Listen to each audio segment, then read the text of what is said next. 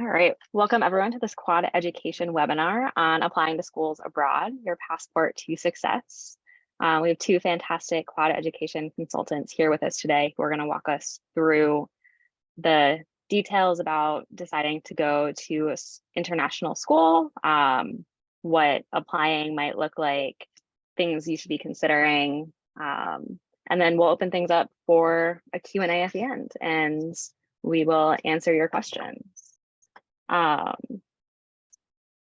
Education, we are an admissions consulting company and help students and families through the college application process, from starting to build your profile all the way through submitting your applications and deciding which school you want to attend. And our consultants work very closely with students and families, and we have two fantastic ones here with us today to walk us through this process. So let's dive right in. So we'll introduce our two panelists, and then we will talk about the benefits of studying abroad. We'll talk about how to research study abroad opportunities.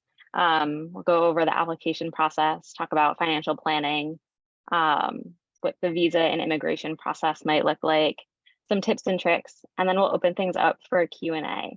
And I do just want to specify here that we are talking about applying to a school to go to abroad for the duration of your undergraduate career, and not just a semester abroad, though a lot of these things can translate into that as well.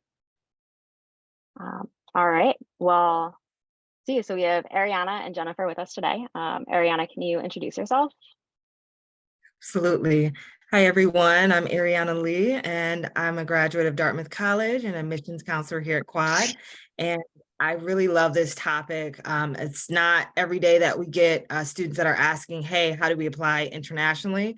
But it's such an awesome opportunity to do so. So I just love the topic, and I can't wait to dive into it further. Great. Thanks so much for being here. And Jennifer, can you introduce yourself for us? Certainly. Hello, everyone. My name is Jennifer. I graduated from Harvard University with a dual degree in English and East Asian Studies, after which I embarked on a graduate study program abroad in Tokyo, Japan, and then a career in international education where I helped students study abroad for a semester or a year at a number of universities all over the world. And every once in a while, my students loved their study abroad program so much that they decided to transfer and finish their degree there. It's becoming an ever more popular option, and I'm looking forward to sharing some ideas and tips and tricks with you this evening.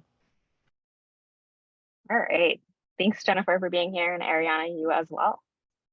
So we'll dive right in and just talk about the benefits of studying abroad. Jennifer, you want to start us off here? Sure. One of the things that my students often return from their programs abroad with the comments on is that they learned a new way of thinking and learned a new way of doing things through a lived experience of studying and living abroad. So this, you're gaining an understanding of different cultural traditions, habits of life, and ways of structuring educational systems, government, all kinds of elements of society that until you've experienced a different way of doing things, you might just not even know it exists. And it really opens up your world quite a bit.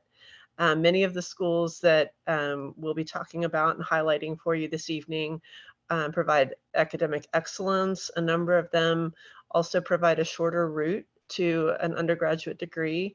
Many universities abroad will provide a 3-year degree program instead of a 4-year degree program for undergraduate studies, since it's more specialized. And you'll also have the opportunity to engage in specialized research, state-of-the-art facilities, libraries, and many of the institutions will offer a wide range of courses because they have extensive graduate programs abroad as well. And so those are just some of the benefits to taking the unique opportunity to do your undergraduate studies abroad. Awesome, thank you. So a couple more benefits here. Absolutely. Just as Jennifer was mentioning, life experience, being able to immerse yourself around different cultures, different opportunities, and just a different way of life and thinking is truly immeasurable. So as you progress in your career and find a job, as we all are going to college for that opportunity to further develop those skills to be in the career space that we want to, studying abroad makes that just become so much more invaluable. It's a once in a lifetime experience. Depending on where you choose to do your career after graduating, this may be the only time that you're able to be abroad. So definitely take opportunity, take full stock in enjoying that opportunity. Also, career opportunities. It is common for students to develop a love for their host country, prompting them to consider seeking employment opportunities there. I didn't have a chance to go to Tokyo. That sounds amazing, Jennifer. But I was in Lyon, France, in both undergrad as well as in part of high school. So it really was just an awesome opportunity to see how working there is, hearing from my host family what their jobs were and what their community, what they were doing. And again, that builds back into network building. And again, wherever you choose to go to school, you're going to have a network that you're building regardless, but building a network with international contacts where you can go potentially when you're visiting, people that are from that country or from that particular area that you can immerse yourself back into later into life. So it's just truly great to have those connections that lead to valuable collaborations, future career opportunities, just a few to mention of the benefits of studying abroad. Fantastic. So we talked about some benefits. Let's talk about what it takes to research the opportunities that are available to you. Certainly. So just like anything, you get out of this journey what you put into it. And it's to your benefit to look at a variety of factors when you're determining where you would want to go abroad, not just the academic offerings that a university has for you, but you want to look for a strong reputation, for excellence in the field of study. You want to think about accreditation depending on where you're planning to work afterwards. You want to look at the faculty background, who's going to be teaching you. And a good international ranking could be the Times Higher Education Supplement. There's a number of different rankings that you can look at that look at global rankings for universities.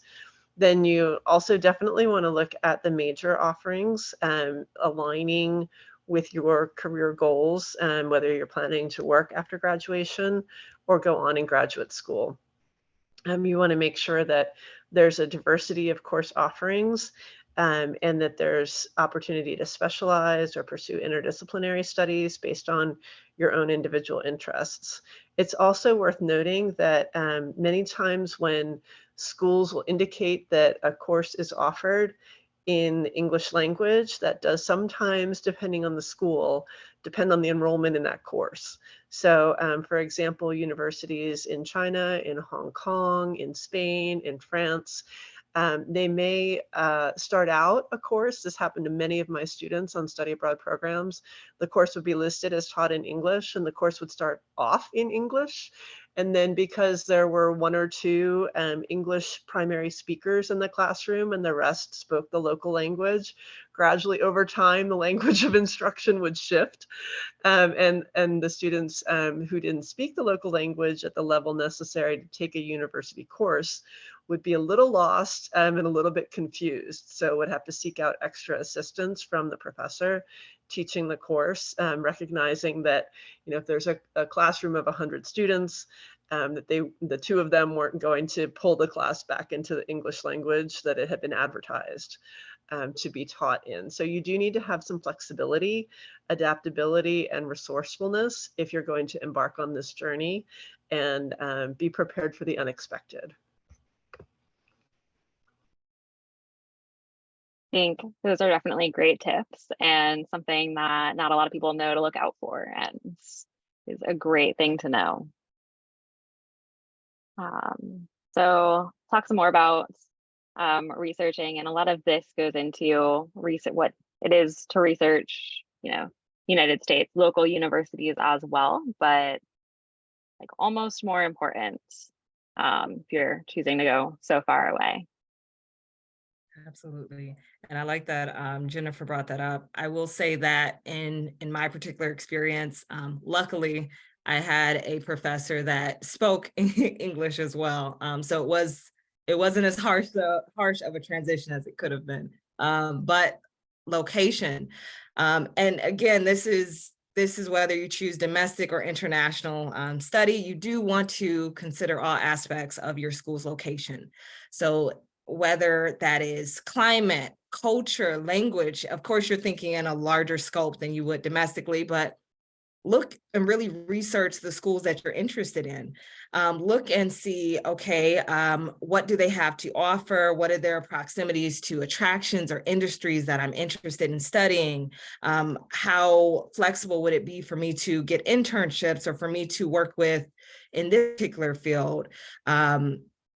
Will it be a language that I'm comfortable to at least learn or have the level to perform well enough in the courses that I'm taking? Just as Jennifer mentioned, if the courses fill up or if there's not enough enrollment for the particular English speaking courses. Also, the campus facilities. Look into the facilities provided by each school, regardless. See what they have available, the libraries, laboratories, and most are beautiful. Most have, great offerings for campus facilities, but at least know what you're getting into. Look into the student organizations and career services. You have to do a little bit more research than you would if you're applying to a domestic school, because I will say, depending on what universities you're looking to internationally, it won't be as readily available of information. So you're going to have to do even more research, which is fun. You can call, you can learn and figure out what they have that is truly an attracting factor to you to apply to the particular university. And then cost and scholarships. Evaluate the tuition fees, living expenses, if there are scholarships available, grants, anything that will help make the transition easier for studying abroad. And also keep in mind that you do need to have a return ticket available. I know you might not want to return once you get there, but you at least want to have something saved where if you need to do an emergency trip back, that won't be too much of an issue. But yes, those are definitely some things to remember, regardless of whichever universities you choose to attend. These will all be factors. Do either of you have any additional tips that we didn't cover here on researching programs that you would give to your students who are looking at schools abroad? She mentioned a good one. Global Times 100 will give a list as far as the rankings. I would say, again, try and do your own research online, dig deeper into the school's web pages. Some of them may not all be built out. So you're going to have to call, going to have to do, even more in-depth research depending on how widely known the particular university you're interested in is.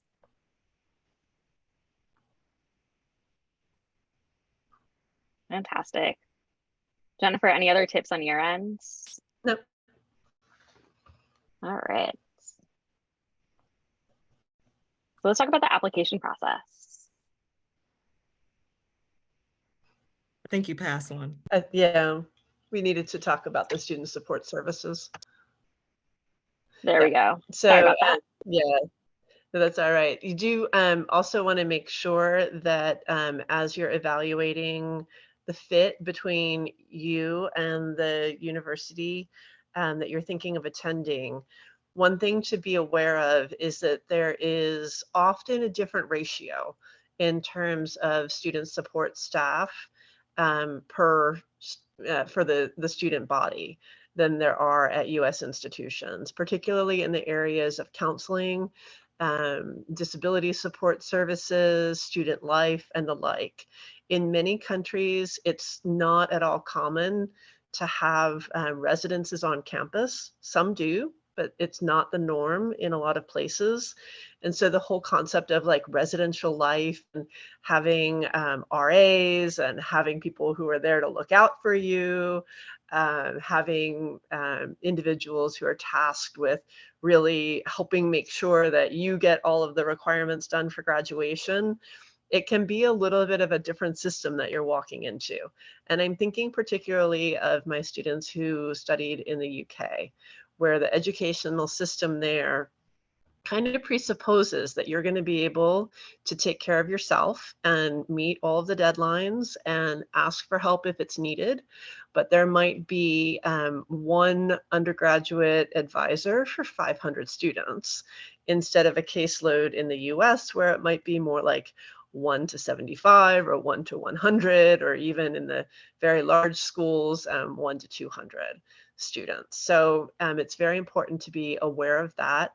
I know when I was a graduate student in Japan, I couldn't go abroad as an undergraduate, so I went abroad for my graduate studies. But I knew a lot of undergraduate students, and they were just finding their own way, and there was, no one reminding them of any deadlines or make sure you do this by this date. It was assumed that they were going to be able to manage that themselves. So that's one very important thing that we want to stress, is it takes a very independent and self-reliant and resilient student to be able to do this successfully. Also, you want to look at language requirements. I mentioned, my students' experiences with signing up for courses that turned out to kind of ebb into the local language. And you may have great language skills from your personal background and your family heritage, from where you've lived. Maybe you've lived in a number of different locations, and you've picked up languages across those years of living in different countries. It's still an entirely different experience to go to school in that language. I studied Japanese for years as an undergraduate. I kind of thought I was going to be able to do school in that language. And then I got to my first history seminar taught in the Japanese language about Japanese history. And I sat there going, I think maybe I understand 40% of what's going on right now. And it was daunting, and I had to work really hard on my language skills to be able to succeed. So you want to be very carefully attentive to what your level of fluency is if you're going to be embarking on a foreign language study program at the university level where your courses are not going to be taught in English. And then again, as we talked about before, you're going to gain access to a wonderful network of alums. I got to know students not just from Asia, but from all over the world, have close friends still to this day in Russia and Argentina and Italy and Switzerland and all the corners of the world. And we had those few years together in Tokyo as our commonality, and have kept those bonds really strong across the years.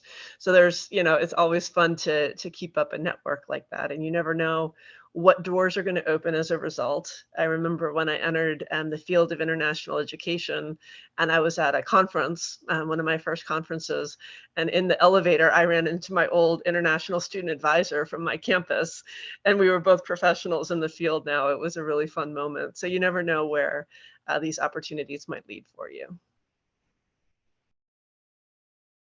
Fantastic. All right, now we'll talk about the application process.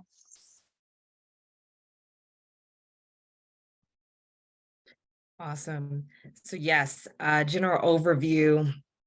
You need to, again, look into each specific school's admission requirements and see what is necessary for each school's application process. But definitely what will be needed is a completed application form. You'll need your academic transcripts. You'll need letters of recommendation. It's going to be very similar in regards to letters of recommendation, academic transcripts, and also your statement of purpose, i.e. your essay. Your resume, again, showcasing that you are taking taking advantage of opportunities that are available to you. You still need to showcase everything that you would for schools that you're applying to in the US as you would outside the US. And maybe in your statement of purpose, mentioning more things that are relevant to each school's each school's particular mission statement. If they're asking you why this particular university, why do you want to apply internationally? Why are you looking to study abroad? If it's a dual campus like NYU's, why are you looking at these specialized programs? The same things will be needed. Language proficiency test scores, depending on where you're choosing to study abroad, you will need to show that you have proficiency in the language. If you're not choosing of course, English or native language that you're speaking, then you'll need to show those particular language proficiency test scores. And of course, the nitty-gritty for the government, passport and visa documents are always necessary. Hope I didn't run through that too quickly. It was pretty standard. No, yeah, I think you did it perfectly. And I think also just mentioning, like, a lot of these programs are not going to use the Common App. You're going to have to go and find the applications and figure out exactly what each school needs. So just a couple more steps here, and then. So then, typically, just as you would be with a US-based institution, you're going to submit the application, pay any required fees, and wait for the admission decision, whether you're accepted, and enrollment processes and all the next steps. For those who might be considering applying to universities in the UK, there is a great resource that in some ways mirrors the Common App, but it also goes many steps beyond the Common App, which is the UCAS. It stands for Universities, Colleges Association. I forget the exact nomenclature there, but it's a clearinghouse for any school that's based in the UK. And they have, to help you in your research, they have a portal where you can get in touch with students who are currently studying at a university that you might be interested in. And they volunteered to be available for an online quick chat conversation. And you can get some basic questions answered about what it's like to be a student at that school, any specific questions you might have about student life, accommodations, or special things that you're looking for in your undergraduate experience. It's just important to note that for example, in the UK, the application system is very different compared to the US. So in the US, where you're applying to an institution and you're declaring an interest in a major that you hope to declare once you are accepted into that college, and you're being evaluated for admission by the institution as a whole, in the UK, you're actually applying to the course of study that you wish to pursue. So if you're interested in studying history, or you're interested in studying biology, or whatever it might be, your application is being reviewed by the faculty of that department to which you would be admitted within the context of that institution.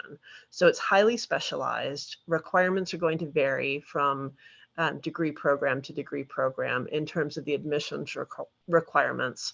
And you're going to be expected to come in with a baseline knowledge of those fields, prepared to do like second year work, because your British peers and others coming into that institution from other countries will have in their secondary school years already established a baseline of knowledge in that discipline.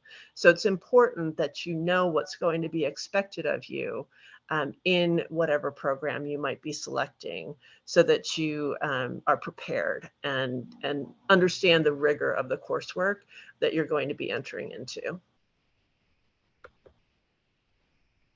Fantastic. Thanks for talking about that. I think it's definitely really important to think about and know, and a great tip.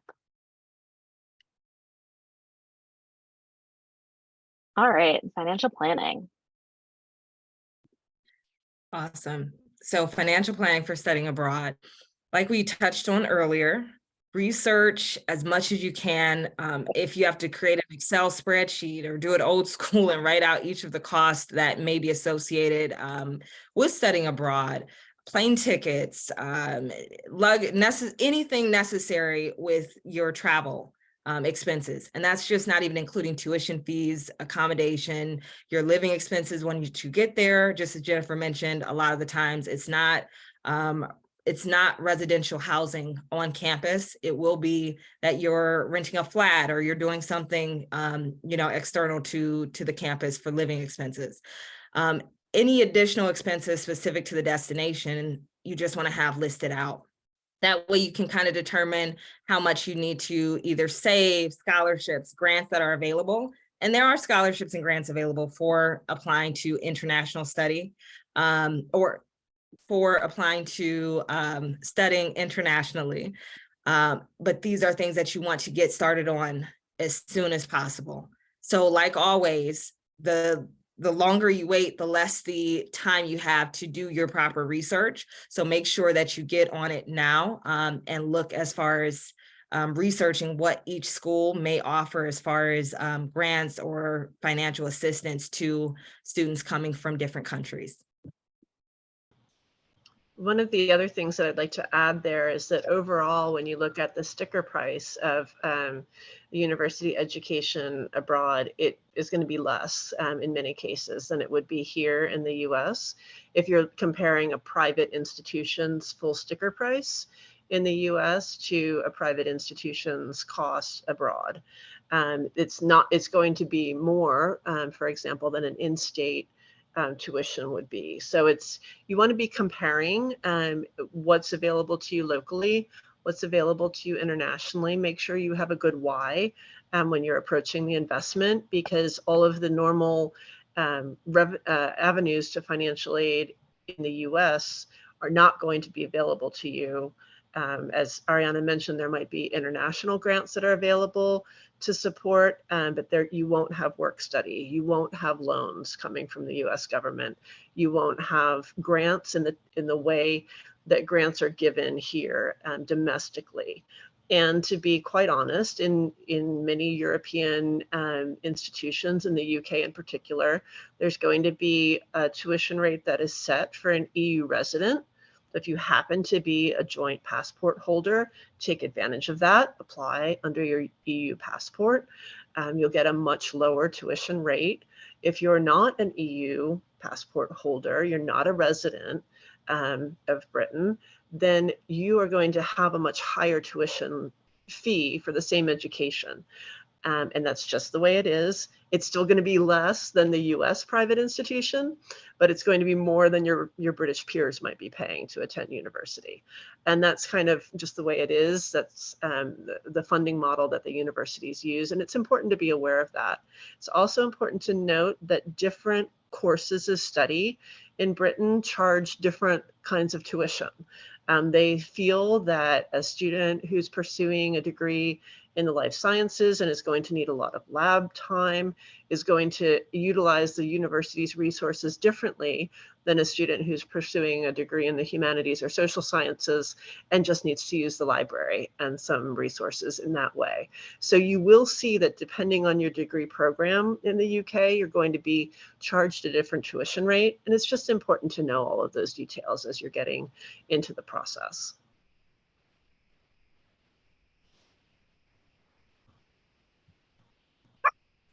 All right. So the visa and immigration process.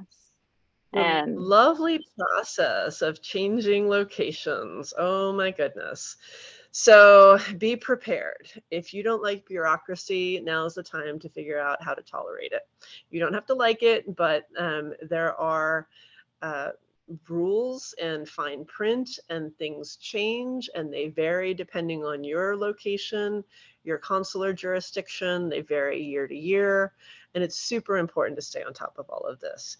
Why do countries ask for financial documentation? Well, they want to know that you're going to be able to sustain yourself while you're there.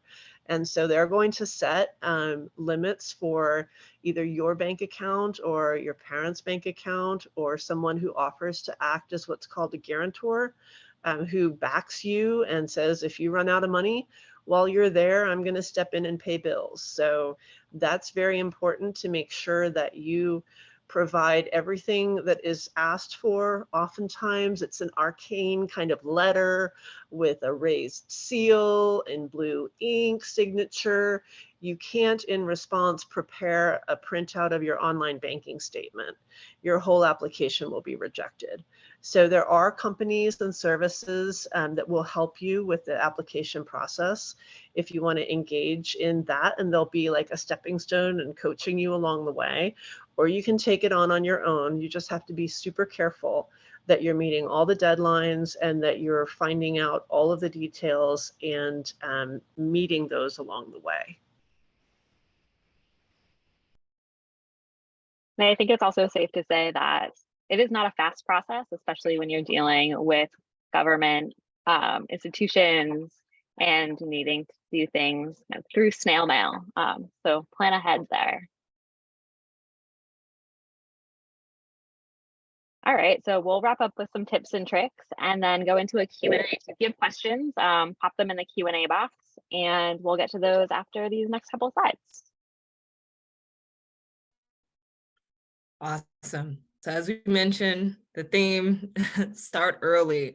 The more time that you have in general with your college applications, the more time you have to research, you're able to gather documents, such as for the immigration and visa process. You're able to complete needed application requirements. You're able to get those letters of recommendation in enough time. And do be mindful that there may be a difference in deadlines as well. So again, do the research and see, when is the application due? When does the semester start? What time do I need to have all of that together well in advance? That way you're not rushing or missing anything important. And also understand your application requirements. Review the application requirements very carefully. Make sure that, hey, is this the school for me? Is this the right program? Is this something that I want to take on? And if so, do I have everything lined up, such as transcripts, recommendation letters? You need to get that anyway, whether you're applying internationally or not, you need to get those together. Language proficiency scores. Do you have enough time to take a language proficiency test if needed? Make sure that you understand all criteria. If you need to go through it with a counselor, just to make sure, hey, am I checking all the boxes here? Am I writing the essay? Do I show enough, like Jennifer had mentioned, for the UK schools, am I showing in my transcripts enough that I'm proficient in the majors that I'm looking to go into? Really make sure that you have all of that together, but most importantly, start early. And you're doing that, you're listening here, so good job there.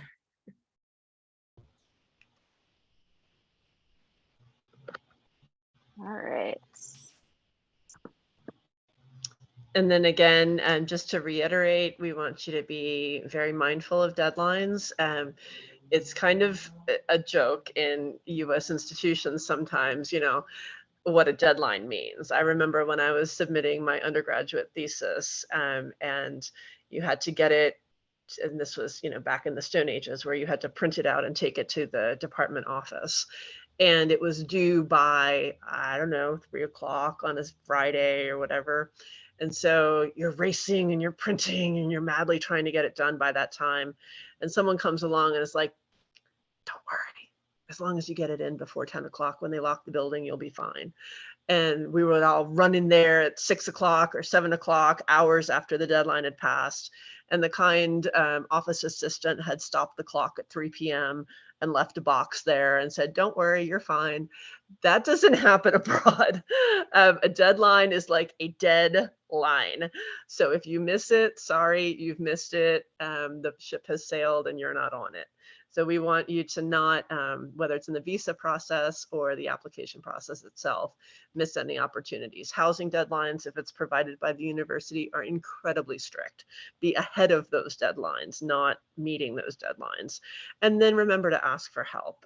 Many of the universities that we've been talking about today, and there's, the UK schools in particular have North American offices. They have staff that are based here who work in recruitment, and it's their job for the the undergraduate matriculation process and enrollment in a UK university to explain everything to you and to help you along the way. Australian and New Zealand universities similarly have staff that are based here and are well versed in all of the questions that applicants typically the questions that typically come up during your application process, want to make the process easy and streamlined for you.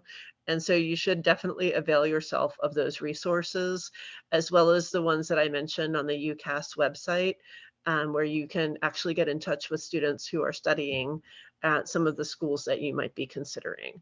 So make sure that you're always reaching out for help.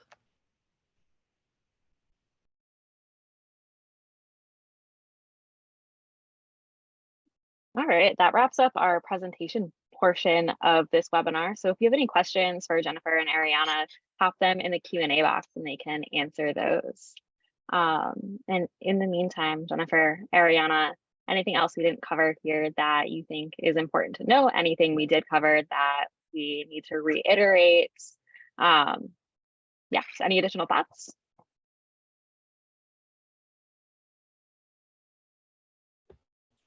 I would share that while our presentation today is on pursuing an undergraduate degree abroad, that you can also, as I did, do a graduate degree abroad.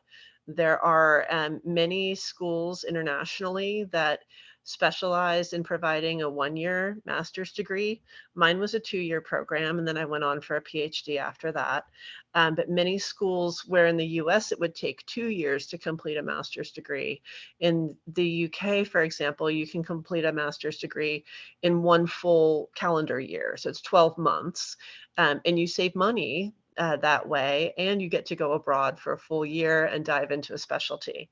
So it may work for you to go as an undergraduate and stay and do graduate work abroad, or it may be the case that you decide that it's best for you to do your undergraduate program in the States. But keep in mind that there are a lot of different ways to get abroad, whether it's a study abroad semester or going on for a graduate program abroad. That is awesome. Did you find doing it in 1 year, was it ramped up, or was it? Yeah, my students who have done those the master's programs at Oxford and the like that are 1 year, one calendar year, it's an intensive 1 year, definitely. My own program was a 2-year program, and we were working in multiple languages, so there was no way we could have compressed it.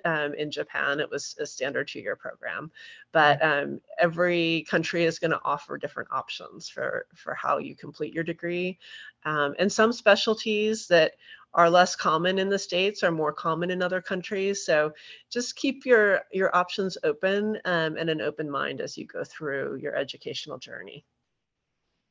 Absolutely. I would definitely say from the entire presentation, the value of traveling internationally, whether it's undergrad, graduate, study abroad, the campus, I believe NYU, you do a portion of the undergrad in, I want to say Abu Dhabi, and then you can do it in the States. Whatever program you choose, try and get out there, because it is truly a life-changing process, life-changing event. So you'll enjoy it, I'm sure. Yeah, anyone have any questions?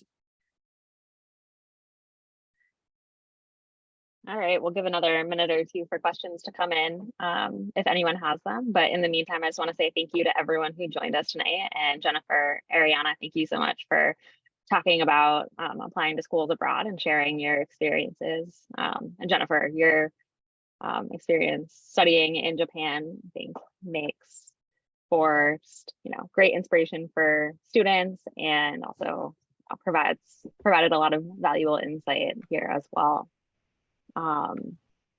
But yeah, we'll send out an email with this presentation to everyone that's joined us today, so you can see it and refer back to it.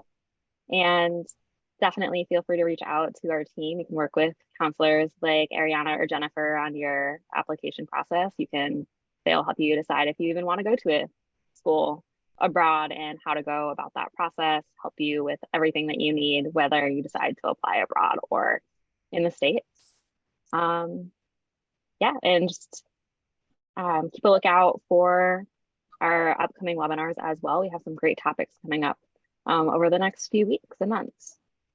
I hope everyone has a really great evening, and thank you so much again for joining us.